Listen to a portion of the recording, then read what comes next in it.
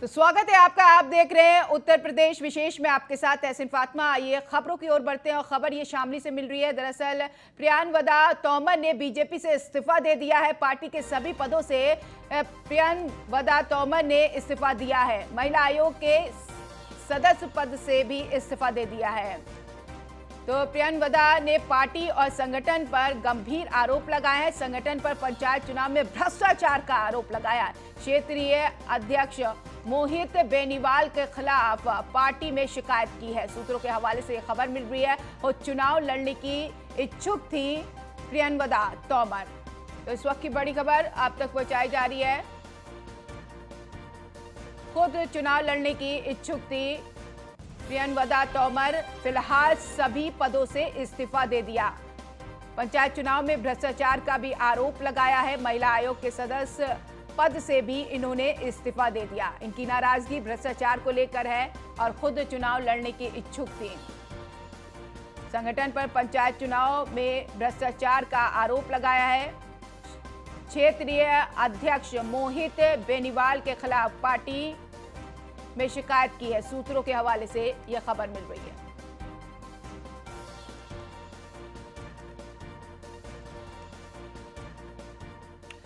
तो लखनऊ से खबर मिल रही है। बीजेपी संगठन महामंत्री कोरोना संक्रमित पाए गए हैं। महामंत्री सुनील बंसल कोरोना संक्रमित पाए गए हैं। एंटीजन टेस्ट में कोरोना का संक्रमण निकला है। RT-PCR जांच के लिए सैंपल लिए गए हैं।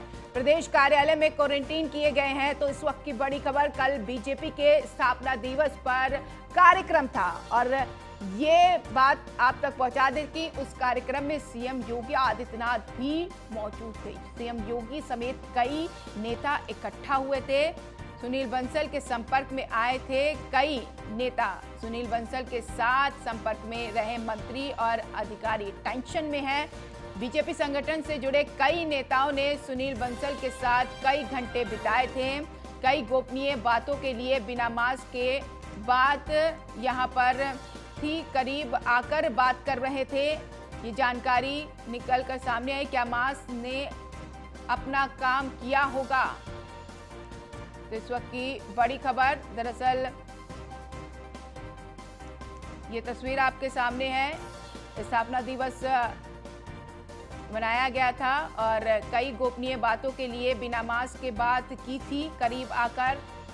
तो सवाल, क्या मास्क ने अपना काम किया होगा, ये कहा। तो इस वक्त की बड़ी खबर, हालांकि जब वहां पर कार्यक्रम हो रहा था सभी ने मास्क लगाकर रखे थे, लेकिन जब पास आए तो थोड़ा मास्क खिसका लिया था।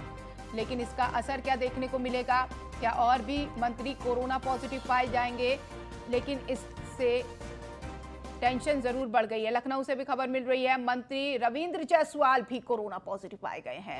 इस वक्त की बड़ी खबर, राज्य मंत्री स्वतंत्र प्रभार हैं और ऐसे में रविंद्र जायसवाल भी कोरोना पॉजिटिव पाए गए हैं। मंत्री रविंद्र जायसवाल ने ट्वीट पर जानकारी शेयर की है।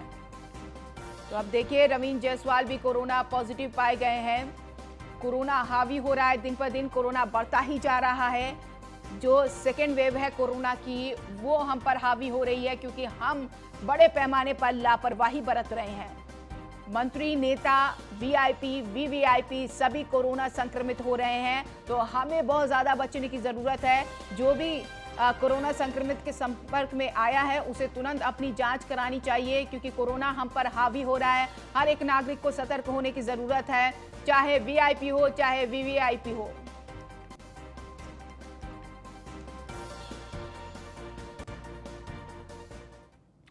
तो बढ़ेंगे आगे। बंगाल दौरे पर सीएम योगी आदित्यनाथ जलपाईगुड़ी में जनसभा को संबोधित किया। ममता बनर्जी पर जमकर बरसे सीएम योगी आदित्यनाथ। अब आपके बीच आकर आनंद की अनुभूति हो रही है। सीएम योगी आदित्यनाथ ने कहा, सोनार बंगाल के सपने को साकार करेंगे। ये सारी बातें रखी जब बंगाल की जनता के सामने रूबरू हुए सीएम योगी आदित्यनाथ। बीजेपी सरकार आएगी तो बंगाल का विकास करेगी। यूपी विकास के पथ पर दौड़ रहा है। सीएम योगी आदित्यनाथ ने ये कहा, ममता दीदी को विकास में रुचि नहीं है। ये आरोप भी जड़े हैं। बंगाल को पहले कांग्रेस ने और अब टीएमसी लूट रही है। सीएम योगी आदित्यनाथ ने कहा है टीएमसी ने बंगाल में अराजकता फैलाई है। ये तमाम एक के बाद एक आरोप जड़े टीएमसी पर। सीएम योगी आदित्यनाथ ने दीदी की सहानुभूति गुंडों के साथ है, ये भी बात कही है उत्तर प्रदेश के मुखिया योगी आदित्यनाथ ने। तो बंगाल दौरे से जुड़ी बड़ी खबर आप तक पहुंचा रहे सीएम योगी आदित्यनाथ बंगाल में फिर हुंकार बढ़ते हुए दिखाई दे रहे हैं और ऐसे में ममता सरकार पर जमकर बरसे हैं।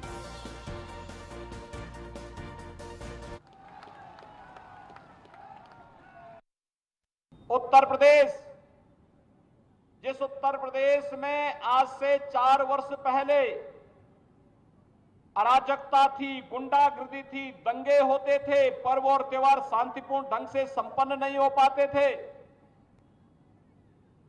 व्यापक अराजकता थी, भ्रष्टाचार था, गरीबों को योजनाओं का लाभ नहीं मिलता था, विकास एकदम ठप पड़ गया था, विकास के पैमाने पर उत्तर प्रदेश पिछड़ गया था। मात्र 4 वर्ष के अंदर उत्तर प्रदेश की प्रगति देश के अंदर सबसे अच्छी प्रगति के रूप में सामने आई है और वह इसलिए आई है क्योंकि उत्तर प्रदेश में भाजपा की सरकार है। आज के दिन पर भारतीय जनता पार्टी की सरकार का मतलब डबल इंजन की सरकार, डबल इंजन की सरकार। भाइयों बहनों, ये डबल इंजन की सरकार किस रूप में कार्य करती है? 4 वर्ष में उत्तर प्रदेश में 40 लाख गरीबों को सरकारी आवास मिला है। 40 लाख गरीबों को सरकारी आवास, 2 करोड़ 61 लाख गरीबों को व्यक्तिगत शौचालय उपलब्ध करवाया गया। 3 करोड़ 56 लाख गरीब महिलाओं को जनधन अकाउंट में धनराशि उपलब्ध करवाई गई।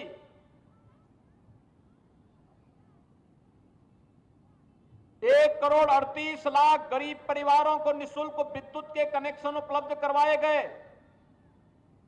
1 करोड़ 57 लाख गरीबों को रसोई गैस के निःशुल्क कनेक्शन उपलब्ध कराए गए। और आज के दिन पर उत्तर प्रदेश के अंदर 16 करोड़ लोगों को वहां पे निःशुल्क राशन उपलब्ध करवाने का कार्य राज्य सरकार उपलब्ध करवा रही है। तो बढ़ेंगे आगे। मुख्तार अंसारी से जुड़ी खबर मिल रही है। खबर यह लखनऊ से। मुख्तार अंसारी पर एमपी एमएलए कोर्ट का आदेश 12 अप्रैल की सुनवाई में पेश होने के आदेश दिए गए हैं। तो कारापाल और उप कारापाल हमला मामले में ये पेशी होगी। साल 2000 में लखनऊ जेल में पथराव हुआ था, तो इस कोर्ट में पेशी की जाएगी।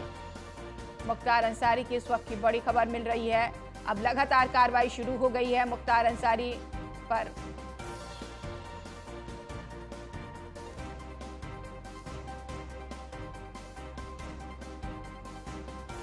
तो मुख्तार अंसारी की बांदा जेल वापसी पर जेल राज्य मंत्री जयप्रकाश सिंह जैकी और कैबिनेट मंत्री अनिल राजभर का क्या कुछ कहना है, आइए आपको सुनाते हैं। जो लोग कानून को अपने जेब में रखने का घमंड करते थे, कानून को अपने मुट्ठी में समझते थे, कानून से मजाक करते थे, आज उनकी उत्तर प्रदेश में वापसी हो चुकी है। निष्पक्ष तरीके से कानून अपना काम करेगा और सरकार की जो जिम्मेदारी है, सरकार अपनी जिम्मेदारी का निर्वाह करेगी। कहीं कोई बाधा आने वाला नहीं है। जिसने जो किया है वो भरेगा। ये योगी जी की सरकार है।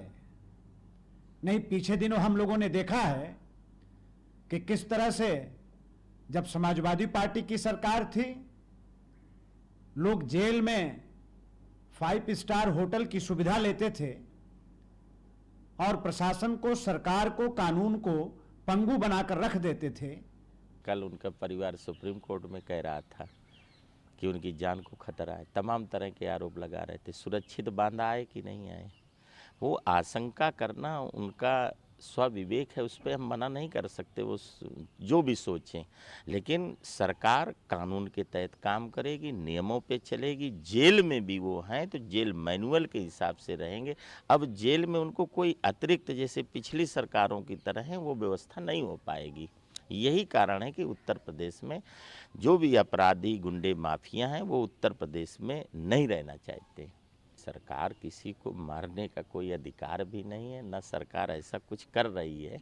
देखिए, जो उनके मुकदमे हैं, कम हैं ज़्यादा हैं, ये अलग विषय हो सकता है, कोई हम उनकी गिनती नहीं किए हैं कि उनके मुकदमे कानूनी का, लेकिन जो भी उनके मुकदमे हैं ये अदालत का काम है, ये सरकार का काम नहीं है। सरकार का जो काम था, सरकार ने अपना पक्ष रखा सुप्रीम कोर्ट में कि उनके एक मुकदमा है और वो वहाँ पे हैं। यहाँ उत्तर प्रदेश में न्याय प्रक्रिया में बाधा हो रही, उन्हें उन परिवारों को न्याय नहीं मिल रहा है, इसके कारण हम सुप्रीम कोर्ट गए, वो यहाँ आ गए। अब ये काम अदालत का है, कोर्ट का है, जो भी अदालत निर्णय करेगी। हम सजा देने वाले कौन होते हैं, जो भी है वो अदालत करेगी। तो खबर ये मुजफ्फरनगर से है। भीम आर्मी के अध्यक्ष चंद्रशेखर आजाद के खिलाफ मुकदमा दर्ज, धारा 144, 188, 269 और बिना अनुमति के प्रचार करने का मुकदमा दर्ज हुआ है। चंद्रशेखर आजाद सहित 29 लोगों के खिलाफ भी मुकदमा दर्ज हुआ है, तो वहीं 150 अज्ञात लोगों के खिलाफ भी मुकदमा दर्ज हुआ है। सभी के खिलाफ चरथावल थाने में मुकदमा दर्ज हुआ है।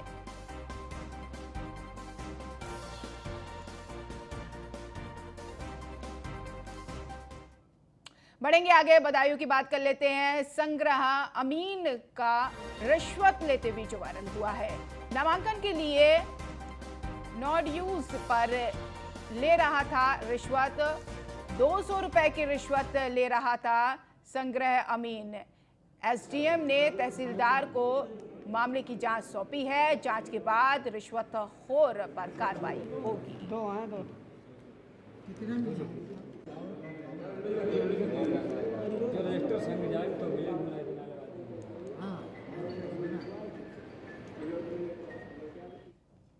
आगरा का रुख कर लेते हैं। आचार संहिता का उल्लंघन करने वालों पर कार्रवाई। वोटरों को लुभाने के लिए बांटे जा रहे थे रसगुल्ले। वार्ड नंबर 15 में बांटी जा रही थी मिठाई। पुलिस ने 2 लोगों के खिलाफ मुकदमा दर्ज किया। थाना मलपुरा क्षेत्र गांव बरारा का ये मामला है, जहां पर नियमों का उल्लंघन करके रसगुल्ले बांटे जा रहे थे वोटरों को लुभाने के लिए। वहां पर पुलिस ने कार्रवाई की है। तो आगरा की ये खबर है। आचार संहिता का उल्लंघन करने वालों पर कार्रवाई की गई है। वोटरों को लुभाने के लिए मिठाइयां बांटी जा रही थी। वार्ड नंबर 15 में बांटी जा रही थी मिठाइयां वोटरों को लुभाने के लिए। पुलिस ने 2 लोगों के खिलाफ मुकदमा दर्ज किया है। तो तस्वीर आपके सामने साइड में आप देख रहे हैं, यहाँ पर मिठाइयां भी जब्त की है। दरअसल आचार संहिता लगी हुई है, इस तरीके से वोटरों को लुभाया जा रहा था, जिस पर कार्रवाई की गई है। फ्लैग मार्च के 2 उद्देश्य होते हैं, 2 साइकोलॉजिकल इफेक्ट होते हैं। पहला तो ये जनता को भयमुक्त करना और उसे ऐसा निष्पक्ष वातावरण उपलब्ध कराना ताकि वो अपना मत डाल सके और एक अच्छा कैंडिडेट चुन सके। दूसरा इसका इफेक्ट ये भी होता है कि जो असामाजिक तत्व होते हैं, जो चुनाव में गड़बड़ी पैदा करना चाहते हैं, उनको दहशत में लाना कि अगर कोई ऐसी हरकत की तो छोड़ा नहीं जाएगा। तो इसलिए पुलिस का रूट मार्च 2 तरीके से काम करता है।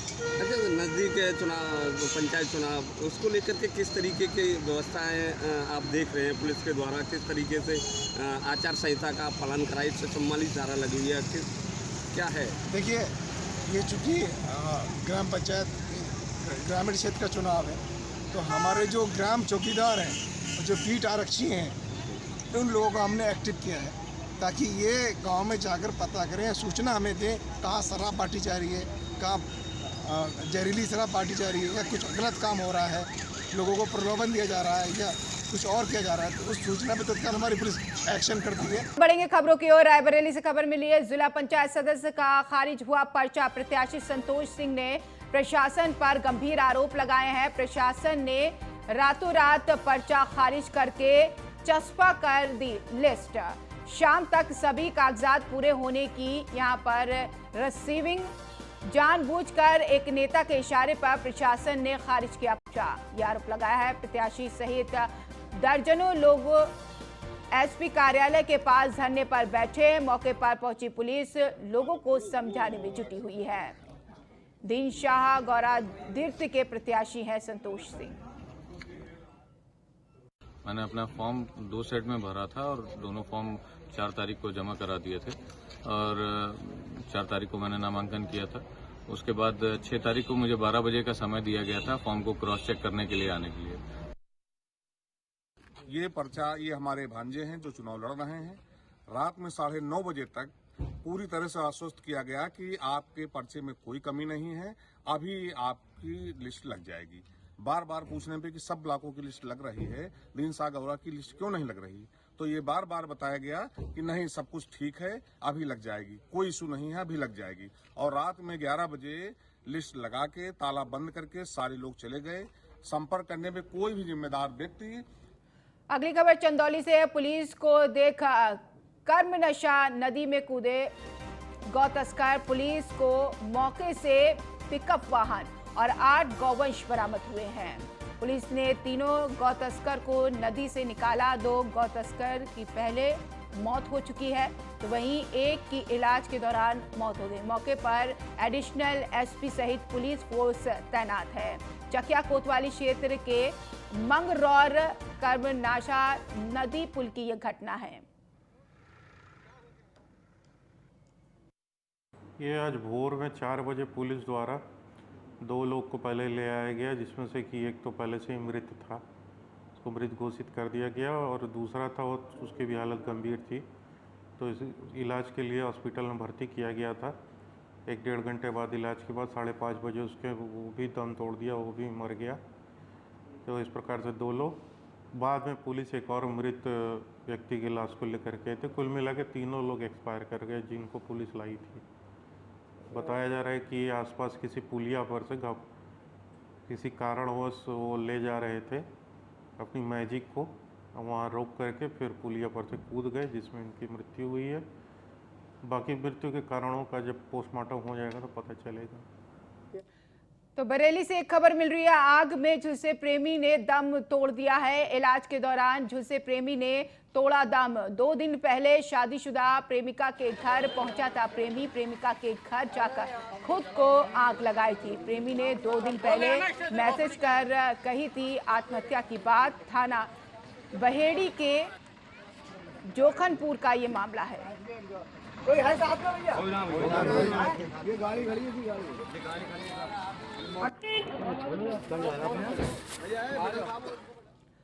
उधर हापुड़ में शराब के ठेकों पर जमकर हो रही है ओवर रेटिंग। ओवर रेटिंग के विरोध करने पर कई बार मारपीट हो चुकी है। आबकारी विभाग ठेकों पर ओवर रेटिंग रोकने में नाकाम है।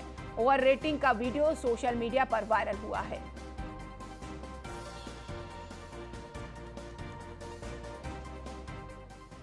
तो अगली खबर हरदोई से है। संदिग्ध परिस्थितियों में युवक की मौत।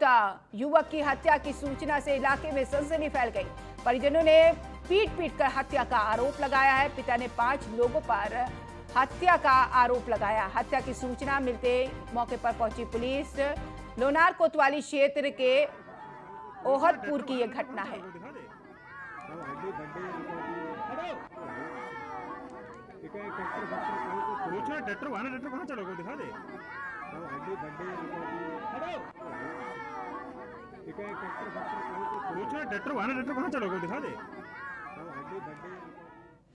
इसी के साथ बढ़ेंगे आगे। पंचायत चुनाव की सरगर्मियां चरम पर है। सभी ब्लॉक मुख्यालय में सुबह 8 बजे से नामांकन प्रक्रिया शुरू हो गई है, लेकिन दावेदारों की भीड़ दोपहर बाद पर्चा दाखिल करने के लिए पहुंचना शुरू हुई है। ज्यादातर दावेदारों ने शुभ मुहूर्त में पर्चा दाखिल किया है। ब्लॉक मुख्यालय में महिला दावेदार भी कतार में खड़ी दिखाई दी। हथौना विकासखंड की ग्राम पंचायत गौसगंज से प्रधान पद की उम्मीदवार अंजू सिंह, तो वहीं पत्नी रवीश कुमार सिंह टिंकू ने अपने समर्थकों के साथ धूमधाम से नामांकन दाखिल किया। साथ ही रवीश कुमार सिंह ने अपने क्षेत्र में भ्रमण करके लोगों से अपील की वो उन्हें भारी मतों से विजय बनाए। प्रधान पद के उम्मीदवार अंजू सिंह ने अपने क्षेत्र की जनता से कहा कि आर्थिक सहायता कोष के आपातकाल स्थिति में 1 लाख रुपए तक धन उपलब्ध कराना उनकी प्राथमिकता रहेगी। साथ ही खारे पानी की समस्या के समाधान को लेकर RO प्लांट लगवाना, बेरोजगारों के लिए रोजगार की व्यवस्था करना, स्कूल, हॉस्पिटल, खेल मैदान, लाइब्रेरी मुफ्त में तकनीकी शिक्षा, तो वहीं धार्मिक आयोजन, मेला, कुश्ती, दंगल आयोजन करना, गांव में सफाई, आम नागरिक की सुरक्षा व्यवस्था पर जोर देना है। फसलों को बीमारी से बचाने के लिए कीटनाशक की व्यवस्था करना, घरेलू महिलाओं को कामकाजी करने के लिए प्रेरित करना, उनके लिए संसाधन उपलब्ध कराना, गरीबों के लिए आवास और रोजगार की व्यवस्था करना, सड़क, बिजली, स्ट्रीट लाइट लगवाना उनकी प्राथमिकता रहेगी। सभी सम्मानित बुजुर्ग बहन भाइयों को अपना अमूल्य समय दिया है, सबका हार्दिक अभिनंदन। हेलो, बढ़ चढ़कर जो भाग लिया उसके लिए बहुत बहुत धन्यवाद। और मेरा परिवार आप लोगों का हमेशा ऋणी रहेगा और हमेशा पूरे तन मन धन से जीवन में अंत तक अपनी पूरी कोशिश करूंगा ये सारे काम कराए। और सभी ने जो समय दिया उसके लिए बहुत बहुत आभार, बहुत बहुत वासियों में मेरा नमस्कार। आवाज आ रही है? आवाज आ रही है पीछे तक? जो अमित बाबूराव जी ने जो भी अपनी योजनाएं रखी है तो उसके विषय में एक छोटी सी कविता से मैं उसका वो करना चाहूंगा। एक कोशिश करने वालों की कभी हार नहीं होती, लहरों से डरकर नौका पार नहीं होती, कोशिश करने वालों की कभी हार नहीं होती। नन्ही चींटी जो दाना लेकर चढ़ती है, चढ़ती दीवारों पे 100 बार फिसलती है। 100 बार चढ़ना चढ़कर फिसलना नहीं है डरता, मंजिल का एहसास करके मन में उसके साहस बढ़ता। आखिर उसकी कोशिश, आखिर उसकी मेहनत बेकार नहीं होती, कोशिश करने वालों की कोई हार नहीं होती। समंदर में गोताखोर लगाता है, जा के खाली हाथ वापस आता है। मुट्ठी उसकी खाली हवा नहीं होती, कोशिश करने वालों की कभी हार नहीं होती। सफलता एक चुनौती है, स्वीकार करो, देखो कहाँ भूल हुई और सुधार करो। जब तक न हो सफल तुम नींद चैन की त्यागो, संघर्षों का मैदान छोड़कर भागो तुम। और फिलहाल इस बुलेटिन में इतना ही। आप बने रहिए न्यूज़ 1 इंडिया के साथ। खबरों का सिलसिला लगातार जारी है। नमस्कार।